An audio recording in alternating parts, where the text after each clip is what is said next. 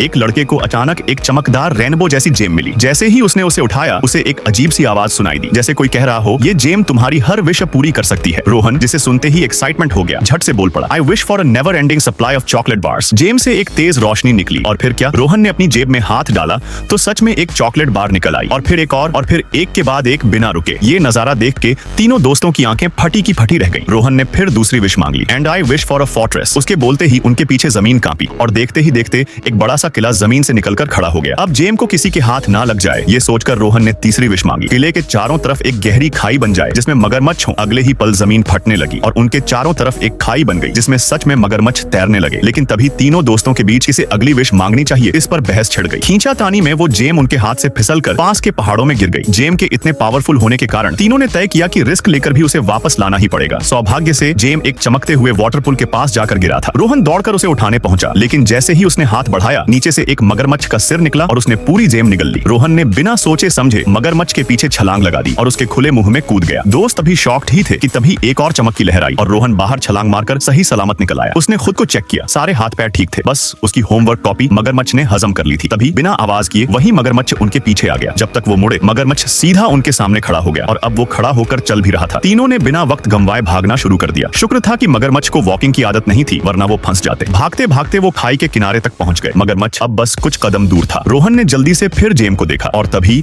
आसमान से एक पंखों वाला विशालकाय ड्रैगनुमा जीव उतरा और तीनों को उठाकर सीधा किले तक वापस ले गया। इस तरह उनकी एक खतरनाक एडवेंचर आखिरकार खत्म हुई, कम से कम उस दिन के लिए। इस चैनल को सब्सक्राइब करें और अपडेट रहें।